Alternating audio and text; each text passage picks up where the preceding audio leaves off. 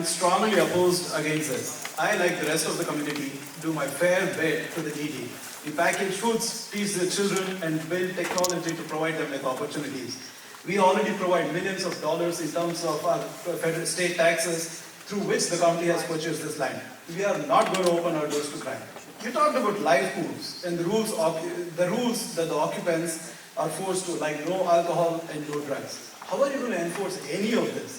All of this and the system is totally flawed, you know that.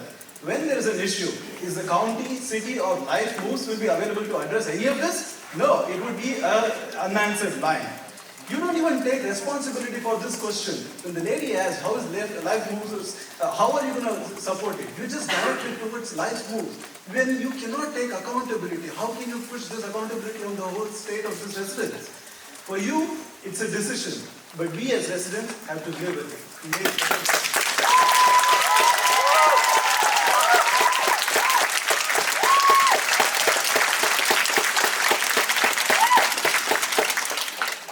Hi, good evening everyone. My name is Arun. So I moved from the city to Santa Clara in the hopes that this is going to be a safer place. I do. This is the irony anyways. So in the city, there's open market drug deals. The homeless shelters has become like it's pretty scary. Even commercial businesses cannot run there because there's extreme looting around homeless shelters, right? So you try to do that here, it's going to be hell in the residents' place. So they're going to have open drug deals in Santa Clara, which I don't think should happen around schools, around around safe families. I vehemently oppose this project. Thank you.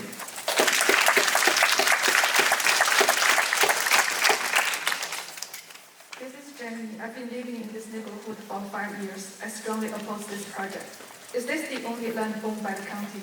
Can you tell us all the lands owned by the county? And can you compare all the lands and tell us why county choose this land over other lands?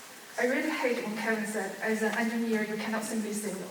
As an engineer, we all know we should evaluate multiple options. If there is only one option, my answer has to be either yes or no. If this is the only option you provided, then my answer is no.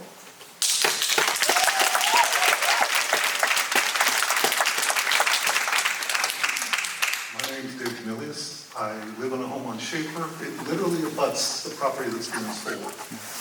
Yes, it's in my backyard, literally. It's going to be a 4-story building, and the images that you showed in the report last week, there was an image from the creek. That's the view from my backyard. The top layer is going to be able to see into all the properties along Schaefer Drive, including my friends that have young children in swimming pools. That's a concern for me. I wouldn't care if it's the Ritz-Carlton building in. I want my privacy back. As for the comparing it to the other shelters, the other ones are all single-story. They're in industrial areas. One's next to a police station. It kind of doesn't compare. Additionally, the financial thing, the New York City did a study just before the pandemic. If you're within 1,000 feet of a homeless shelter, you're going to lose about 6 to 7% of your home's value. If you're within 2 of them, which is folks on Flora Vista, between Bella Vista and this shelter, it's about 19%. Thank you.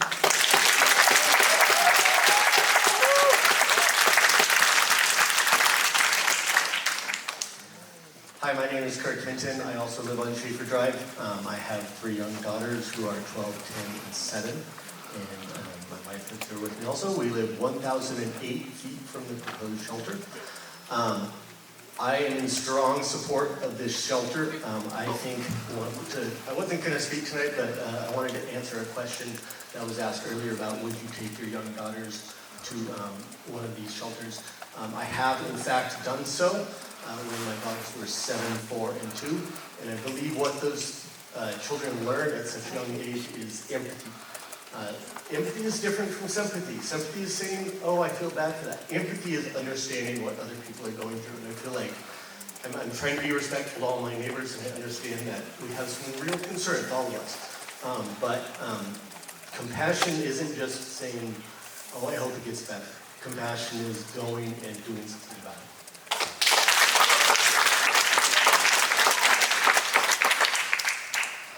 My name is Farouk.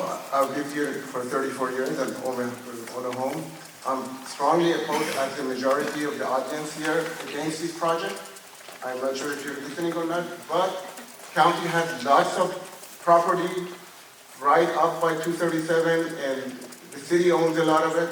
Why not there? Why you want to put it in our backyard? I have 3 friends who were killed by the homeless they helped. They helped them for years, and suddenly they were mentally ill, they turned around and they killed them by knife, really tragically. 2 of them were women. So if you guys think that these people are nice and you can communicate with them, fine, they're good up to a point, and suddenly they could turn around and kill you. So this is what happened, and I can take you to the graveyard. So I'm totally opposed to this location for people who are not filtered. If you want to put families, only families, maybe, but if you want to put unfiltered people, no.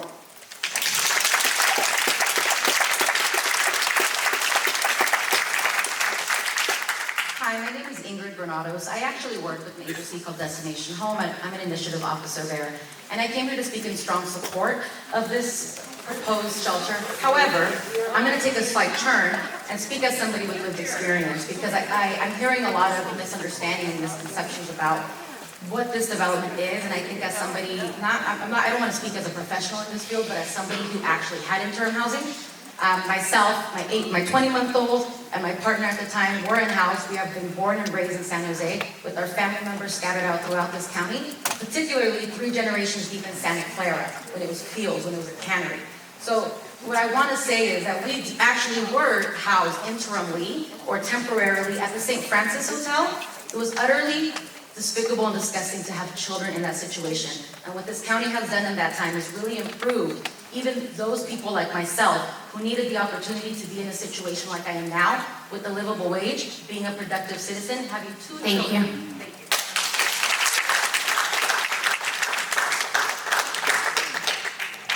Hi, my name is Regina. I'm the resident of Santa Clara County. I strongly oppose this project. I think it's very unsafe for our community. I want to say no, no, no to this project. We're the taxpayer. I think we have the right to choose the right project, but this is not right for our community. I just want to say no again.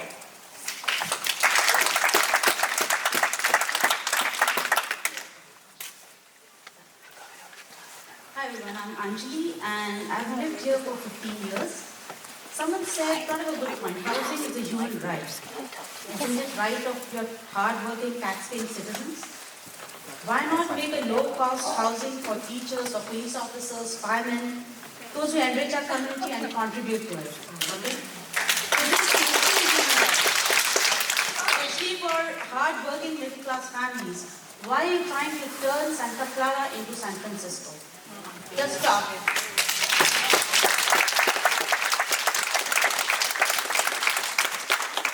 Hi, my name is Jue, and I've lived in the neighborhood for 5 years. I strongly oppose the location and zero-barrier nature of this shelter. I keep hearing from the stage how great this shelter will be, but I see zero effort in this proposal on how to minimize the impact to local residents and children. I see zero alternative options on finding a suitable industrial area instead of a dense residential area. I see zero honesty in manipulating the safety, school, and real estate data and telling just lies. Just because the problem exists doesn't mean any solution is the right solution. With such a proposal that shows zero consideration to local residents and children, our only answer is no.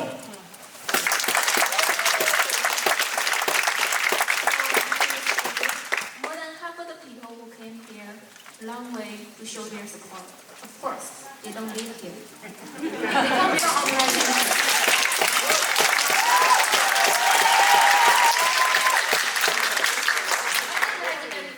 Within 1 block from here, I strongly against this project.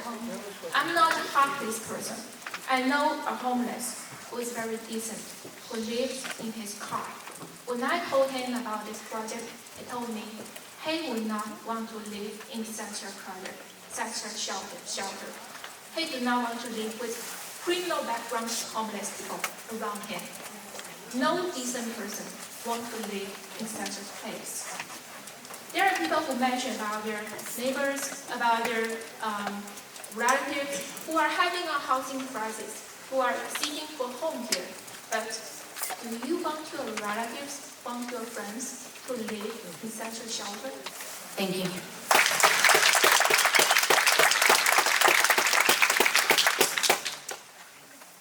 Hi, my name is Gautam and I live within a quarter mile of the proposed site, and I'm strongly opposed to this. The main reason is two reasons. This location combined with the no barrier, low barrier alternative.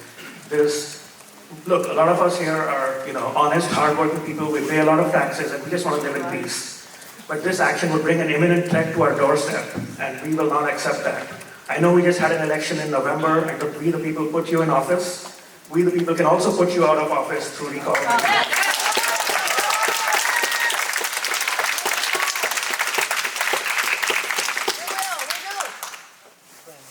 Hello, my name is Luisa, and I have lived in this neighborhood for 29 years, and I strongly oppose this project. First of all, I have a question: why so many in Santa Clara? I just learned that there was a homeless shelter that is pretty recent that was built on Costco in Sunnyvale, along Lawrence Expressway, then the one in Pomeroy, and then this one, all along Lawrence Expressway. Why so many in your area? A lot of people here don't know about the one that is in Costco, by the way. Also, you're talking about also places considering putting families with people who have with low barrier to entry shelters. That's so irresponsible to place family with people with criminal records, homeless families with that. I don't think they even want to do that. It looks good for you to say that, but I don't think they want to be there. Third thing, I want to say something about the people who are in favor of this. Most of them don't have children. They're very young, and I see that they are being out of Thank you.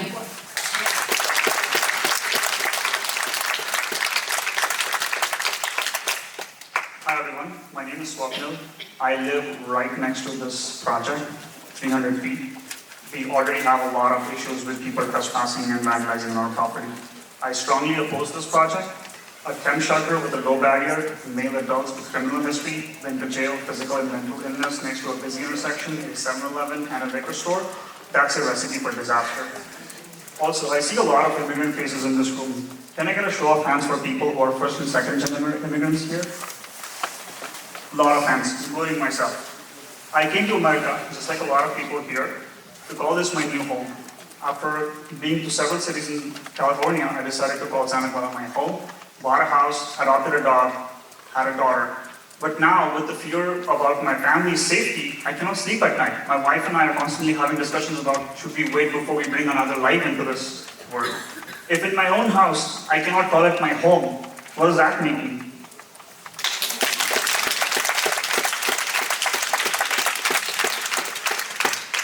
Hello everyone, my name is Dylan, and first and foremost, I would like to thank the government workers and people who put on this event so that we can speak our opinion on this issue, and the people who work with the developers including our representatives who made policy happen. I am in favor of this policy because I feel that doing something about homelessness is better than not doing anything about homelessness. People say that they don't want it in their backyard, and I agree, I don't want it in my backyard either. And I recognize that there needs to be a solution to the problem. Having a program like this is better than having people on the streets. It's safer than having people on the streets. Homelessness won't go away just because you say no to a program like this. I encourage all of you to not think about how afraid you are of this program, but to think about how this program might benefit your community and my community. Thank you.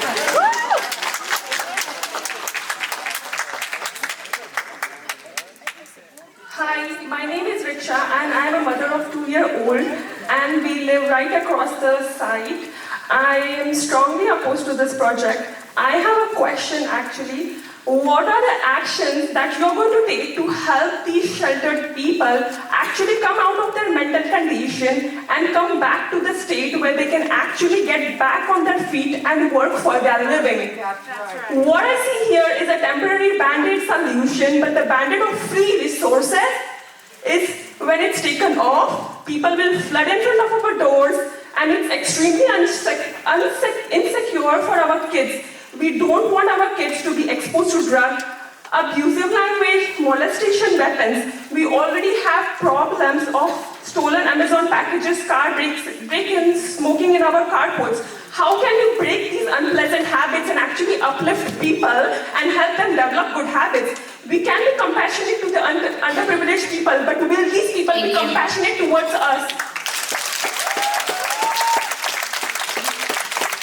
Sorry to interrupt you.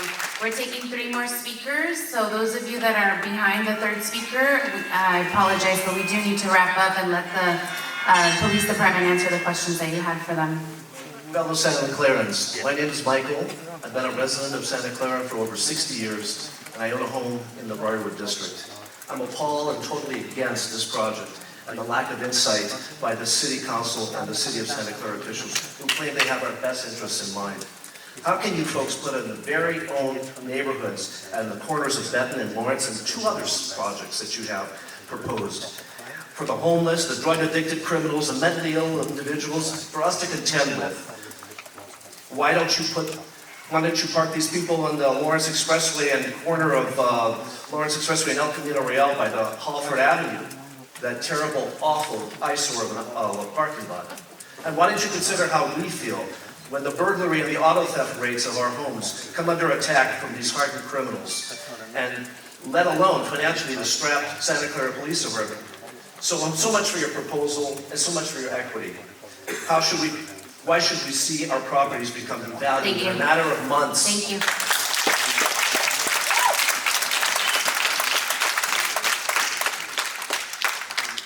I'm Leon Dorfman. I'm president of Pomeroy Homeowner Association. This is 17 years old association next to Stratford.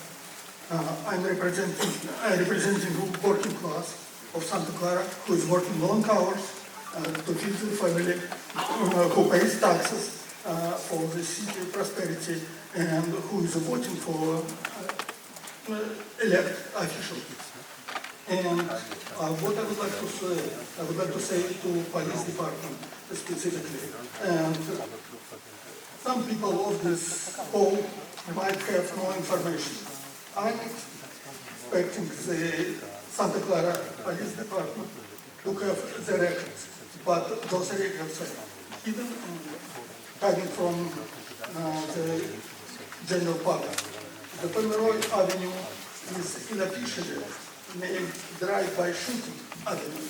You know that? Thank you. This is our last speaker. Everybody else, apologies, but we do need to wrap up. Hello, my name is Kate. I'm a local resident. I'm a strong opposed to this project. And my question is, to all the decision makers, have you already made up your mind? Yes. Right. If not, how do you take our voices? I have been to these 3 meetings, majority, I say no, right? I'm not sure how many emails you have received and what's the percentage of support or against. And how many comment cards you have received. What's the percentage of support or against? And how do we do to let you know that our voices can be heard? What more can we do? Put this into the tax bullets, let the local votes, not the housing organization or other people not from this community. Yeah. How about, I don't know, parade, strikes, signatures? What do we need to do to let you know the majority of our voices? Thank you.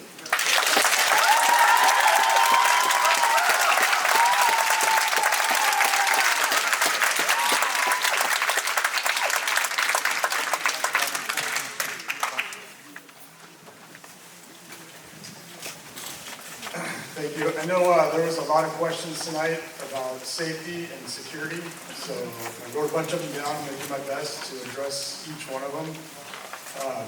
Let me first start out by saying that I have a heart for this city.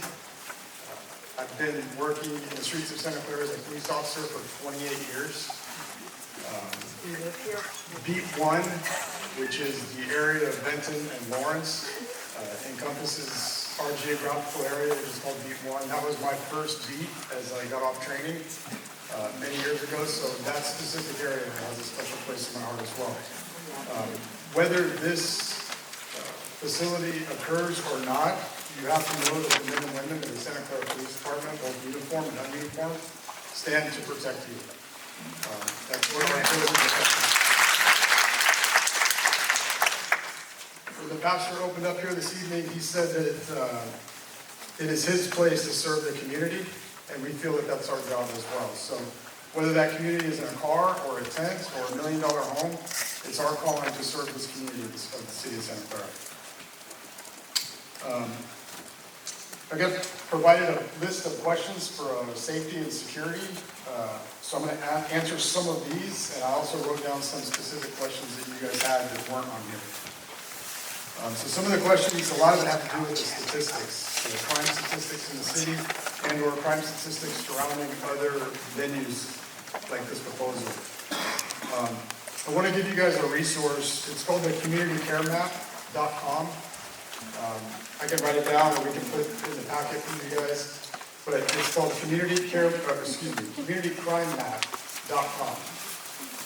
This is a company called LexisNexis that pulls all of our crime or all of our calls for service every night at midnight and posts it online. You can go onto this website, put your address or whatever address you have in question in our city, and it'll give you all the crimes that took place in that area over whatever crime rate or whatever crime span or time span that you put in the filter. One caveat on this database is it pulls the data as it was reported to the police department and not the culmination of the investigation of the officers who went out there. So if it got reported as a robbery, but it ended up turning out to be a theft, there will be that delineation. However, it is a good resource for you to see what's happening in and around your neighborhood. There were some questions about homelessness wandering out in the streets and getting hit by a car. I asked Sergeant Deeger, who's also here with me, if he can remember any homeless person who was hit in the car anytime in the recent past. We couldn't think of it. Not to say that there's not vehicle pedestrian accidents in our city, because they do happen way too often, but we can't think of any that took place with the homeless individual. There was a question here about what happens if there's drug use and needles found in the street. Obviously, we would handle that just like there's any other call for service in our city. We would dispatch a police officer out there to take a crime report. And if we could match that up with the person, we would send that information over to the DA's office for potential criminal charges. There were some questions on staffing. So does the Santa Clara Police Department and Fire Department get additional staffing due to this project? Another one here, Santa Clara Police already stressed, does the police department and chief have confidence to support such a large homeless facility, and others about staffing and our resources. We are strained. We are strained just like all other businesses are as far as staffing. But I can tell you one area that we are not strained in, and that's our patrol, our uniform patrol that's out on the streets protecting you, your family, and your property. That's always remained high because that's our first area of responsibility is when you call 911 and we have officers to send. So although other areas of our police department are less staffed than they have been historically, our uniform patrol is not. We're very robustly staffed. We put resources also to areas of crime that happen in the city. So we have seen the homeless population explode exponentially over the past few years. One area that they congregate is in our parks. We put specific park patrols in place using funding that is open because it's unstaffed positions where we don't have a police officer, so we use that funding to fund overtime to put police officers in the parks. That's been very, very successful. We've been in Homeridge Park, Central Park, and other parks in the city, specifically addressing homelessness and the homelessness issue and the impacts that they bring to the community that's visiting those parks. We also developed, not long ago, a community response team. Sergeant Greg Deeger heads up that unit, which is why he's here tonight. They have interactions with homeless individuals throughout our city on a daily basis, multiple times. They're at encampments, they're speaking with resources, and they're trying to put these individuals in touch with those resources. It's him and 4 other officers and a non-uniform staff as well to work on statistics for them. So those resources are out there, and again, they're specifically targeted towards lessening the impacts to our community of things that are popping up from homeless. There was a lot of questions in here about individual, how the facility will handle criminal activity that happens within the walls of that facility. I can't speak to how they're going to handle that. I think we'll know more on April 25th with our council meeting. But I can tell you that if they call with an individual with a gun or with drugs, we will go handle that just like we would at any other facility in the city. There's some questions about that out, and there's also some information when you guys go look at crime stats. A gentleman came up to me earlier this evening before we started and asked why the crime report or crime stats skyrocketed lately. We recently changed from the way that we report our crime statistics. There's some additional information on our PD website that can give more into detail, but just a brief overview. There's two different ways that law enforcement reports the crime to the federal government, and we switched. We used to put one crime per incident. That's historically how law enforcement agencies did that. So for instance, if somebody's in a stolen car and goes and does a theft at a local market and then gets in a pursuit with an officer, we used to take the highest crime and report that stat as for that incident. Now, we list out every single crime that was occurred, and we report all of them. So obviously, there's going to be a massive spike in criminal activity, and that's kind of what you're seeing at some of these locations where you're searching for them. So I just want to give that caveat. And again, there's additional information on our website if you want more. There's been a lot of talk about the Milpitas site and how the calls for service for public safety, both police and fire, went up exponentially. And I'm not saying that it didn't. I've had conversations with the police chief there, and it's very concerning for them. And that's one of our concerns as well. But what we've found through all of this is there's also entities that do it very, very well. Now obviously there's a difference between every single entity out there, but we used to have the Western Motel. I'm sure many of you who have been in the city for a long time are familiar with that. As a young officer out on the street, that was one of the areas where I hung out all the time because there was criminal activity out there nonstop. That recently changed over into the Covenant House, which is a supportive housing for young adults, 18 to 25. There was a lot of angst on that because we thought that our calls for service were going to go up. I can tell you that we've had virtually no calls out there. No calls from the surrounding community, no calls where we've responded to. And so we look at what is done right and what is done wrong. So going back to the Milpitas, there's not a perimeter around there that's secure, so people come and go. There's not a lot of relationships between the facility and the people that put people into that facility with the local law enforcement agency. And then also the size of it. You see that the larger that they are, the little bit harder they are to control. So what we like to see is one way in, one way out. We like to see robust security. We like to see positive relationships with the people that are running the facility. I mentioned Greg.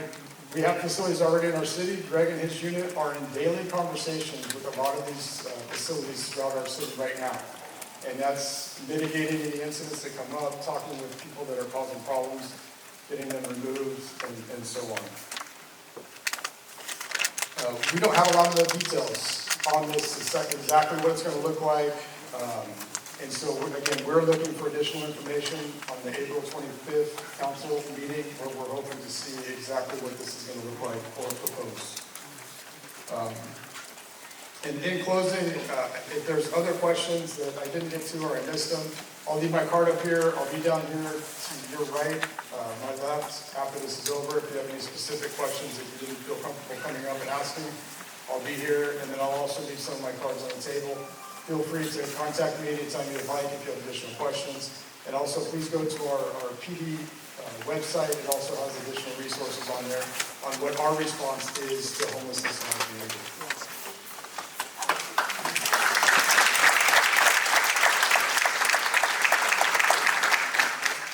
Thank you. We're going to allow the public officials here a moment to say a few words, and then we will conclude the meeting.